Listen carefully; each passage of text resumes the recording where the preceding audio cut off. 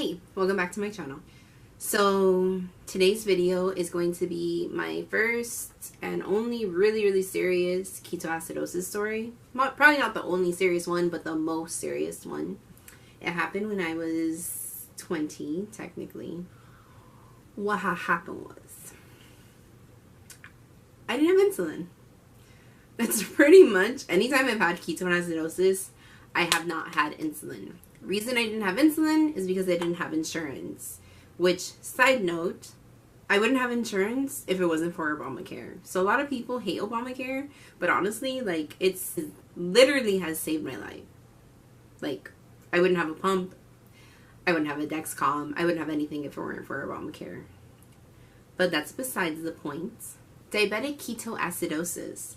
I'm going to look up the definition because even though, like, I know what it is, I really suck at explaining things, and you will come to learn that about me. Diabetic ketoacidosis, I don't know how to talk either, develops when your body can't produce enough insulin. Insulin normally plays a key role in helping glucose enter your cells. Without enough insulin in your body begins to break down fat as fuel. This process produces a buildup of acids in the bloodstream called ketones, eventually leading to diabetic ketoacidosis if untreated. When you have diabetic ketoacidosis, you start to lose weight, and that's because your body is using the fat in your body to for energy. I had already lost weight because the year before I was in a really stressful relationship in which I just didn't have an appetite. Like, I never wanted to eat. I would eat such little food, and I would be full. So I didn't really see any of the weight loss because I kind of just stayed steady. I had gained a little bit of weight after the relationship ended, but I didn't think anything of it. I also had never heard of the term diabetic ketoacidosis. I knew about ketones in your urine, and I would test for them every once in a while, but I didn't really understand the whole process of anything. So, the problem with this is that this happened in January. My birthday is January 31st. My best friend Linda, her birthday is February 4th, and we are planning our 20th birthday party together. My thing is, I love planning parties and never having them. Like, this is my whole... I am constantly planning a party that never has happened. I was planning the party. I also, at the time, like, was relatively thin. Even though I was too thin. And also, I had, like, no muscle mass because your body will also use your muscle. And nobody told me that I look like a damn lollipop. Like, I have big hair. I have a big head. And then, like, a small body. It just doesn't work for me. Like, I need to be somewhere in between. Like, not where I'm at now, but, like, a little bit thinner, but, like, not too thin. So, I was getting attention from boys, and I was paying attention to that. I was paying attention to planning a party, and I wasn't paying attention to the symptoms. These symptoms included not being able to walk up the stairs without being out of breath, or even across the room without being out of breath. Another symptom was I had a yeast infection in my mouth, which, granted, when you are a girl and you have diabetes and your blood sugars are out of control, you are more prone to get yeast infections because the yeast will build up because of the extra glucose in your body. But I had it in my mouth. I didn't even know that was a thing. I didn't know that could happen. Disgusting. And then I started getting, like, legit sick. Like, I was just, my stomach was always in a knot. I didn't understand why. I don't have stomach problems. I don't have a sensitive stomach. It got to a point where I wasn't able to keep food down, like, at all. And then it started to be that I couldn't keep water down or liquids. And that's when we had a problem. That was the day before the party.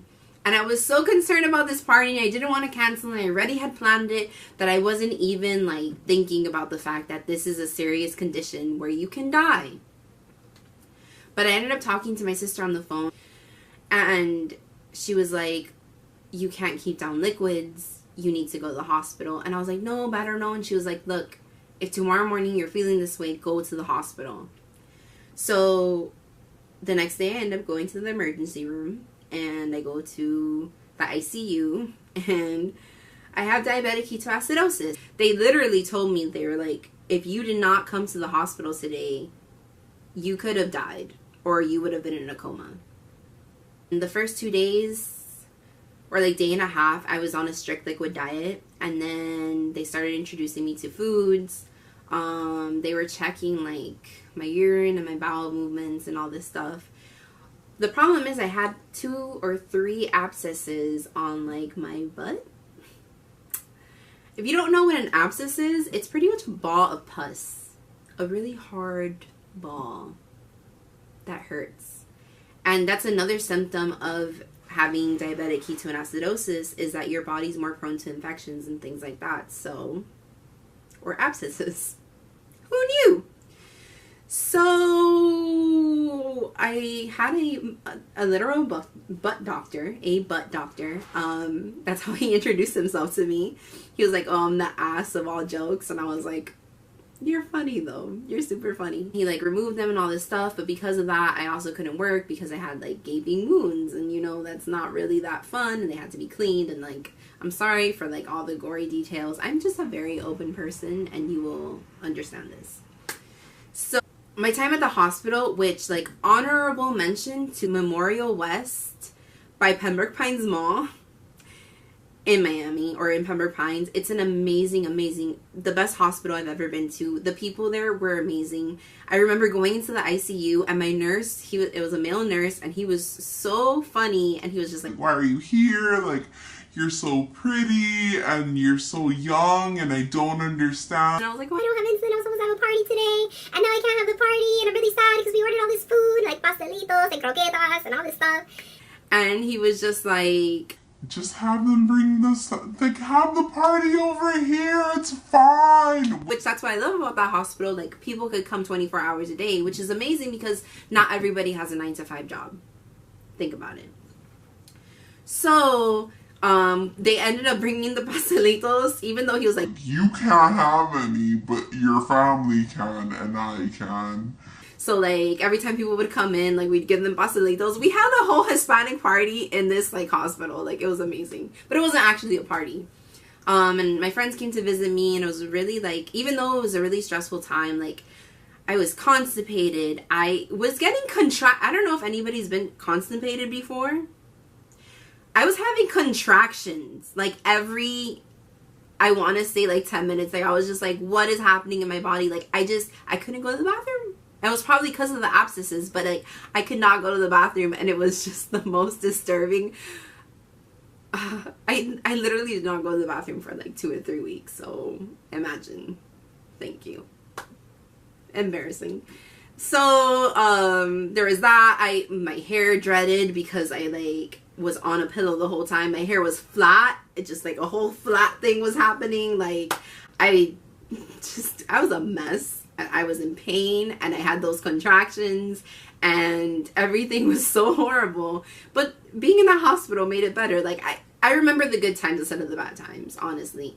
Through that hospital, I found out ways to get insulin for if I don't have insurance, or for free if like I don't have enough money, and to see be able to see a doctor. It wasn't an endocrinologist, but it was a primary doctor for really cheap. And she wasn't like the best doctor, but it was a doctor. It was something. Like, preventative care is so important, and that's how serious this is, and that's how serious diabetes is. Like, this is why I think it's so important for more people to know about it, and for more people to understand like the trials and tribulations of having diabetes and trying to do something about it, where there are other diseases out there and it's the same thing for them too. I just think it's so important to be able to realize that like there's these little points in your life that happen, and while you may think they're the most horrible times in your life at that moment, that alone pushed me in the direction of helping people, and pushed me in the direction eventually of wanting to like help in diabetes, which I didn't think was something I would ever do because I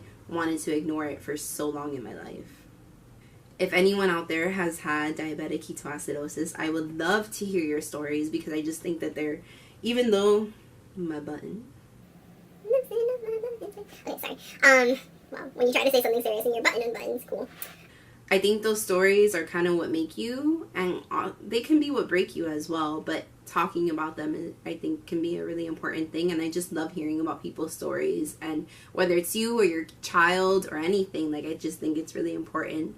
And I understand that, like, at the moment it sucks and it's really scary, and I've heard stories of people having heart attacks and strokes and not even surviving from diabetic ketoacidosis. So I know that I had a pretty good time in that sense, but hearing your stories would just be really cool. And also, like, this is what this is all about: creating a community, sharing stories, being able to be open with each other, and learning that sometimes, like, you know, some people aren't going to know everything, like parents or you yourself, because you're so distracted by boys and parties. I miss such a girl. Like, even now I'm sometimes like, but yeah, so that's my story. I hope you guys enjoyed. Like, subscribe, follow my page, follow my Instagram, The Curly Diabetic, and I will see you in my next video. Bye.